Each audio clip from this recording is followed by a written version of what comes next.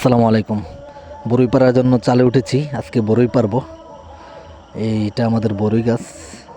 তো টক বরই গাছ, আসলে মিষ্টি বরই ঢাকায় সবসময় পাওয়া যায়, আর মিষ্টি বরই ঢাকায় খেতে খেতে টক বরই স্বাদটাই ভুলে গেছি।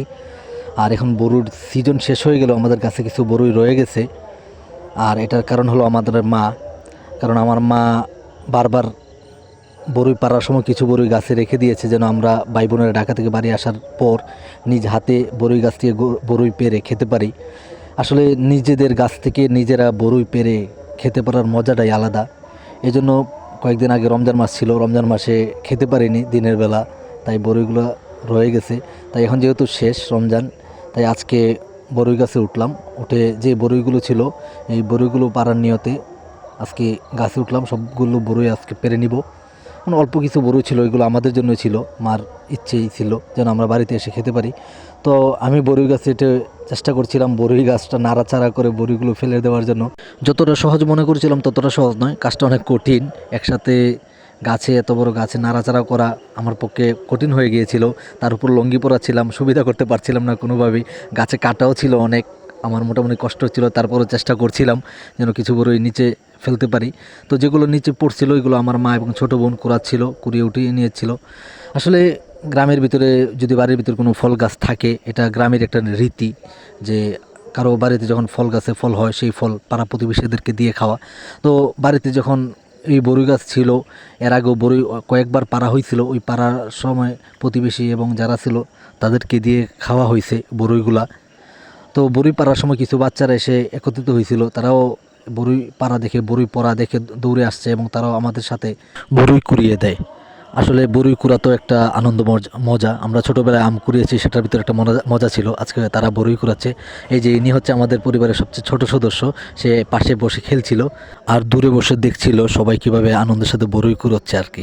আসলে এই গাছের বরইগুলো আমরা না আসলেও মা সবসময় পেরে প্যাকেট করে করে ফ্রিজে রেখে দেয় বরইগুলোর জন্য, আমরা বাড়িতে আসার বইগুলো খেতে পারি।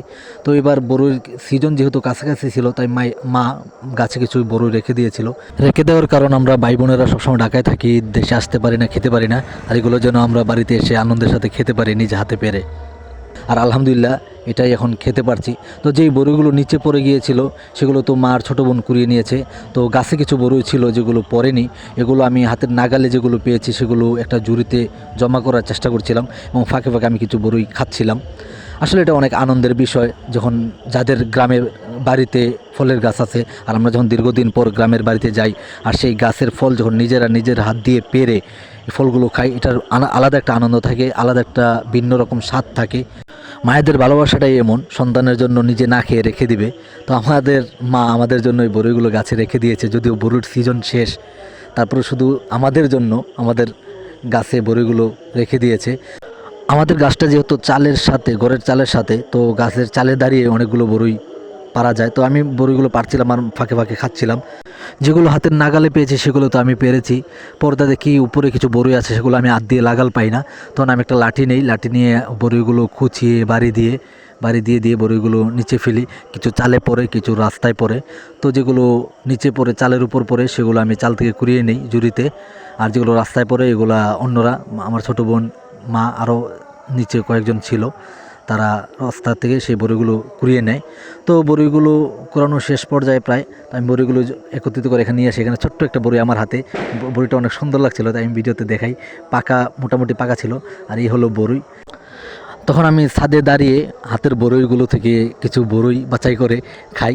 আসলে বড়ির স্বাদটাই ভিন্ন রকম ছিল, আমার কাছে ভালো লেগেছে। জানি না আপনাদের কাছে টক বড়ই কেমন লাগে। টক হিসেবে এটার স্বাদটা অন্যরকম। তো আলহামদুলিল্লাহ, ঢাকার মিষ্টি বরই খেতে খেতে এই বরই স্বাদটা অন্যরকম লাগছিল। আর এই হলো বরই, আর এই হলো আমাদের বরই গাছ। আজকের ভিডিওটা এই পর্যন্তই। Tata, bye bye.